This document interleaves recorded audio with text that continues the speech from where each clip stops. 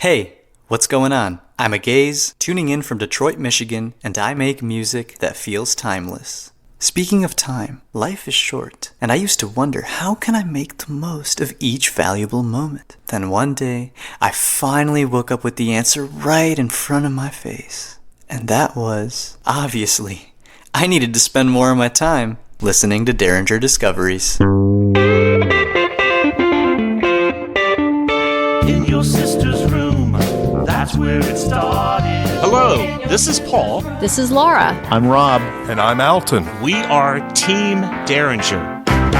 Jeremiah was a bullfrog. And you are listening to Derringer Discoveries. Was a good friend of mine. Where we take you, the listener, on an adventure. a music adventure. I never understood a single word he said, but I helped him a drink his wine. Welcome, Debora Masterson. Debora, briefly tell our listeners, who are you? Well, my name is Debora Masterson. I'm a writer, producer, francophone. I speak French. I have a master's in French literature, a mother, a grandmother, and a musician. A bass player. I am, yeah. Excellent. Debora, you're with us today because you recently published a rock and roll love story based on your life and the life of a friend. What's the name of the book? Freedom Quest, a love story, semi-autobiographical. And the name of the friend? Craig Ingraham. And you changed the names in the book. What was the reason for that? Well, a couple of reasons. First of all, it was a long time ago. The story starts in 1965. A lot of it was also told to me secondhand. I spent a lot of time trying to decide whether I was going to write it as a true story or write it as a, fictionalized, based on a true story. And I'm really glad I finally decided to do based on a true story. So we're going to talk more about Freedom Quest, the book. But before we do, tell us about Freedom Quest, the band. Freedom Quest was formed in 1973 by Craig Ingraham, and I was a background singer, and I was his love. I call it ourselves soulmates. I mean, we were definitely. I mean, he was the love of my life. Take me away.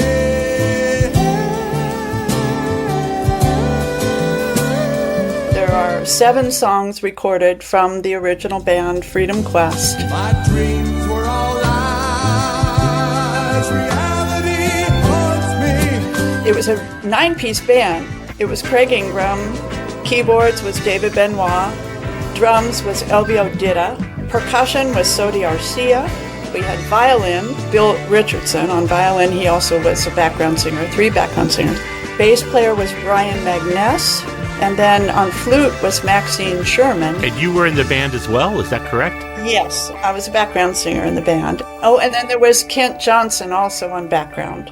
So I think I got them all now. When we were listening to the Freedom Quest album on Spotify, we noticed that it looks like there's a picture of the band there. Are you in that picture? Yes. Which one's you? I'm standing on the right-hand side of the tree with an orange blouse. Yeah. Orange blouse. Yeah. Very cool. It definitely looks like a 60s picture. Yeah. 60s, early 70s. That was taken at Presidio Park in San Diego. Is that Craig in the striped shirt? Yes. That's Craig in the striped shirt. And on the other side, in front of me, is David Benoit in the blue shirt. The 17-year-old keyboard piano player. Yes, one of his first ever job. Wow. Take me away. Let my heart soar like an eagle. Can you tell our listeners a little bit about David Benoit's accomplishments? He's got quite a history in the music industry. Yeah, sure. Freedom Quest was one of his first jobs, and then he went into jazz and became a very well-known recording artist in the jazz genre. He took over for the Charlie Brown, Vince Guaraldi. Vince Guaraldi, yeah. He took care of all of the Charlie Brown shows and all of that after Vince was gone. And then he also does a jazz radio show on K-Jazz in Los Angeles. Won multiple Grammys, too, if I remember correctly. Yeah, he's kind of a household name in jazz circles. He just got off a tour in February. He's still playing music and touring. You are listening to Derringer Discoveries. With listeners in more than 30 countries. Hey, this is DC from Kentucky, and I love Derringer Discoveries. If they took all my songs away, 1973. Very sad. There were high hopes for that band, and what happened was they were recording. Craig was using the money that he had saved up. If I found that they clipped my wings. He ran out of money. The manager of the studio said, hey, man, we got to get some more money from you or you can't continue. They were shooting for a record deal. He was trying to finish the demos. One of the roadies, who's actually in that picture, and I don't know his name, set him up. Undercover agent. Yeah. He said, hey, he goes, I know how we can make some quick money and you can get back into the studio. And look, I got some connections. I can turn it around in 24 hours and you can be back in the studio. He goes, trust me, it'll be easy. And they find it's all in vain. Turn around a couple of kilos, and Craig fell for it. Craig drove out with, was supposed to go with Bill Richardson, the violin player in Freedom Quest. And Bill said, you know what, man, I have dinner with my dad tonight. I can't. One of his oldest friends from elementary school went with him, and they both ended up in jail immediately. The minute the pot changed hands, the cops swarmed in and took him to jail. And I picked him up. When he was in jail, I picked him up on bail. I coughed up the bail. If we made you a gift of all the songs that we're singing. That was 1973. Is that also when you and Craig broke up? Yes. You cover that in your book, only obviously it's the other names, Michael and Grace. Right, yeah, Michael and Grace. So he lost a lot in 1973. He was trying to finish his album, and instead of finishing the album, he gets arrested, put in jail, does 6 weeks. He loses you, he loses the band, and he doesn't finish the album. Correct, and loses the potential record deal. You'd sell them for money, then you throw out the meaning. You wrote the book Freedom Quest, a love story. It was just recently published within the last month or so. Can you give our listeners a synopsis of the book? I don't know if you've ever heard of the elevator pitch. Yes, absolutely. Yes. So the elevator pitch, it's the story of two young kids that fall in love. The protagonist is a musician, very talented rock and roll musician. They go together 6 or 7 years, but they lose track of each other in the craziness of the times. Sex, drugs, rock and roll, and the Vietnam War. And then almost 30 years later, they find each other again. The more we talk to each other, the more I can see why you had to write a book. I mean, all of these just incredible things that have happened. Listeners, Debora Masterson's book is available on Amazon. You can find it, Freedom Quest, a love story. The music can also be found on Spotify. And I do have a question. You all put this music out, or Craig put this music out in 2011. This was after you're back together, correct? Yes, yes. What prompted him to put it out almost 40 years later? Well, it was me. I suggested that we do a deal with a company called CD Baby, which basically puts the music out on all the streaming platforms. So it's everywhere. In your book, you include one of the songs from Freedom Quest, or at least a reference to the song. The song is Take Me Away. Take me away.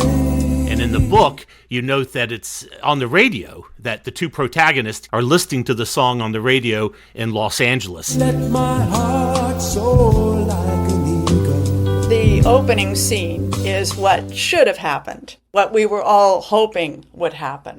And then you do a flashback, you work up to that period again in 1973, and then you see what really happened.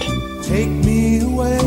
Debora, in your book, the protagonist, Michael, is slowly, inadvertently drawn into a cult when he's living in Hawaii. And later on, Michael sues the cult leader in the book. We're wondering how much of the cult story arc in the book actually happened in real life. Just about all of it. I can't think of anything that was not true, other than there were 2 lawsuits instead of 1. Wow. And I combined them into one. It was just too much to go through 2 lawsuits. Craig sued the cult leader? Yes.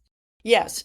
Let's see. So the cult leader took a lot of money from the members, and they built this compound in arguably one of the most expensive places on Kauai, Princeville, on the island of Kauai in Hawaii. It was this beautiful tri-level home overlooking Hanalei Bay, and they all lived there. The cult broke up because the cult leader got arrested. It was also a theft ring. Greg had escaped twice. The first time he escaped, they what's the word? They lured him back lured in. him back, saying that he was the father of one of the children that was just being born, and the child was in intensive care. And, oh, Craig, you're the father. You need to come back. And he did. He's like, I got to do the right thing. I'm a father. I have to go back. Well, it turned out it was not his child. So he went back into the cult.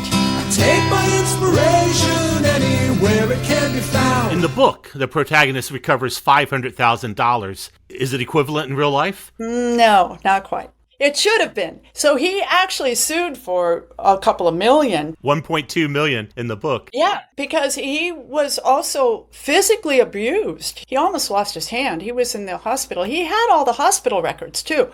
And then, the cult leader died. He got murdered. In Thailand. In Thailand, that's all true. Yeah. He was murdered by his girlfriend, right? Yeah. She was the only one that stayed with him the whole time. She found my number. She calls me. This is before she kills the cult leader, right? She calls you? Yeah. And she says, I want to talk to Craig. I have to get out of Thailand. I finally realized this guy is horrible. He's evil. I want to get away. And boy, did she get out. Luckily, she got out of Thailand. She was supposed to be executed. Sent back to Canada? Yeah. Craig wrote a letter, and the Canadian government helped. This is Søren Koch from Denmark. I am the bassist for the Zombies, who are members of the Rock and Roll Hall of Fame. I enjoy listening to Derringer Discoveries. Hello, listeners. This is Antilly from Prague, Czechia. I listen to Derringer Discoveries. This is Jim McCarthy, drummer for the Yardbirds and member of the Rock and Roll Hall of Fame. Congratulations to Derringer Discoveries on 6 years as a music adventure podcast. Deborah, in your book, when things are still pretty good between the cult leader and the protagonist, Michael, in this case, we know it's really Craig. Yeah. They're driving around. Did they actually play tennis together, the two of them, the cult leader? Oh, yeah. Yeah, that was all true. Yeah. So the cult leader and Craig played tennis together. Well, when they're driving around in Hawaii, a song comes on the radio. Yeah. I'm on the run. It's a #2 Grammy Award-winning hit song by Christopher Cross with Michael McDonald on backing vocals. It's called Ride Like the Wind, released in 1980. I've got to ride like the wind. Comes on the radio, and in your book, the cult leader says to the protagonist, I co-wrote that song. Is there any reality to this? No, but that's true what he said. Oh, so he really did say it. It just isn't true. Yes. He immediately started dropping big names on Craig. So here's the thing. Cult leaders, they all do the same thing. First of all, they learn all about you, and then they turn that around and use that all against you. Now, Craig was in a very vulnerable, very depressed state, right? He'd lost me, he'd lost the band, he lost the record deal. He sells everything and he moves to Hawaii. Brings one guitar, a backpack, and that's it. He starts playing tennis. He sees this guy on the tennis court. All that was true in the book. This guy is such an incredible tennis player. I want to start playing with him, and I want to be like him. The cult leader is living in a gated estate at the foot of Diamond Head. She loves you, yeah, yeah, yeah. She loves you, yeah, yeah, yeah. She loves you, yeah, yeah, yeah, yeah. Deborah, in one other section in your book, it talks about the protagonist, Michael, goes to see the Beatles in Los Angeles. Did Craig ever get to see the Beatles? I don't know. I saw the Beatles. It was just part of that nostalgia of the period that I thought I would bring that in. You actually saw the Beatles in concert at the Hollywood Bowl. Very cool. I did. Any general impressions? I think you're the first person I've talked to who actually have seen them in concert. I couldn't hear a thing. I mean, it was just like screaming, Screaming audience. Yeah.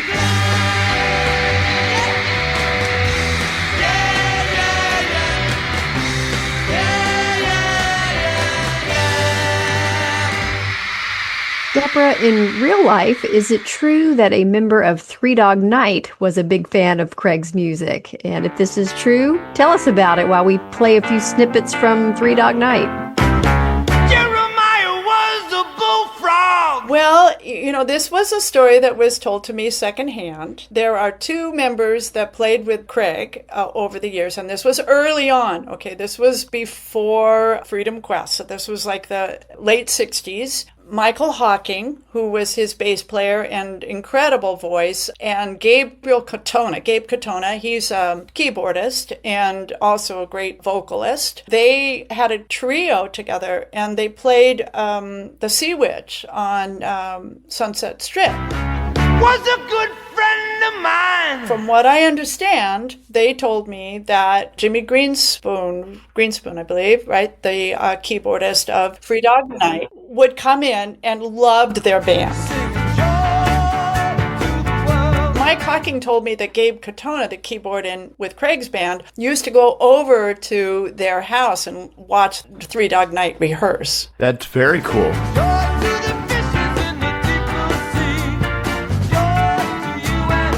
Hi, this is David Husted, an honorary Derringer from Hollywood, Maryland. I love Derringer Discoveries. I'm Ann Layton, and I'm listening to Derringer Discoveries while writing my poetry. This is songwriter Marv Conan from New York City. You are listening to Derringer Discoveries. Some folks are born made to wave the flag.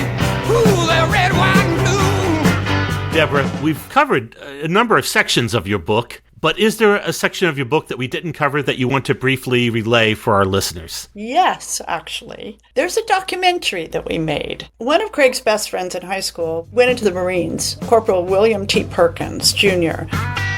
Craig, when I got back together with him, one of the first things he said was, I want to make a documentary about my friend Bill. I tried to dissuade him, hey, you're a musician, you're not a filmmaker, it's very expensive. And I think one of the burning reasons that he wanted to make this documentary was that he and Bill got in a fist fight over a girl just before Bill left for boot camp and then Vietnam and then died not too long after that.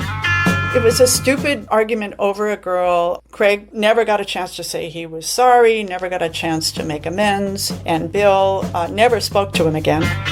When I got back together with him, I think it was eating him out. So I finally said yes, and we made this beautiful documentary. It's a 30-minute documentary. What I've been doing is showing the film and then doing Q&As with local veterans. Bill Perkins, the hero of the film, is the only combat photographer in our nation's history to receive the Medal of Honor. Today is the highest honor because I have the privilege of representing the United States of America and presenting the Congressional Medal of Honor. And why did he win the Medal of Honor? There was a horrible battle in the highland forest of Vietnam. Bill jumped on a hand grenade and saved the lives of the guys around him. Most Marines just react. You suppose that's what he did, was just react? And he was a photographer and did that. Our job was just to roll the camera and follow the action. He wasn't even carrying guns. Didn't have a gun, but yet threw himself on a grenade. And if I understand correctly, you used actual footage that Bill Perkins shot during the war, right? Yes. Maybe even minutes before his death, Correct. if I understand correctly. That's right. And fast forward last year, PBS decides they would like to distribute it. It's on PBS's partners, Amazon Prime and Apple TV. This is Mark Winters, an honorary Derringer from Sugar Land, Texas. Greetings to Team Derringer, Laura, Alton, Paul, and Rob. Ciao, sono un'artista e mi chiamo Camilla Passani e sono di Roma e ascolto con gioia Derringer Discoveries. Hi, this is Matt Springfield coming to you from France. I'm a recording artist and I listen to Derringer Discoveries, a music adventure podcast. Deborah, it has been fantastic having you with us today and hearing these great stories. Before we wrap things up, do you have any shout outs for friends, family, fans? Oh, wow. Yeah, there's so many people. My brother, my sister-in-law, they read early drafts. They were very helpful. The dedication at the beginning of the book is to my children and my grandchildren who make this life worthwhile. I also wanted to make a shout out to an incredible musician, Hawaiian vocalist, Janai. It's Ginai. And then, of course, Bill Richardson, who's been a brother to me through this whole long project that I've been on. Deborah, we want to thank you for joining us today. Going forward, whenever you want, you can call yourself Deborah Derringer, and you are now an honorary Derringer. And there was much rejoicing. Thank you. I love it. I'm DD. Deborah Derringer. This has been Derringer Discoveries, a music adventure podcast. Song snippets were used in this episode to aid in the discussion, critique, and analysis of the songs. We encourage listeners to check out all the artists discussed today. You can listen to their respective songs on most digital streaming platforms, including Spotify and Apple. You can also check out the show notes for this episode, where we'll post additional information about the artists we've discussed in this episode. We're DeringerDiscoveries.com on Blue Sky, Derringer Discoveries on Facebook, and Derringer Pod on Instagram, X, and Threads. Until next time, I'm Paul Derringer. This is Laura Derringer. I'm Rob Derringer. I'm Alton Derringer. And I'm Debora Masterson from Chicago, now an honorary Derringer. In your sister's room. That's where it started. In your sister's room.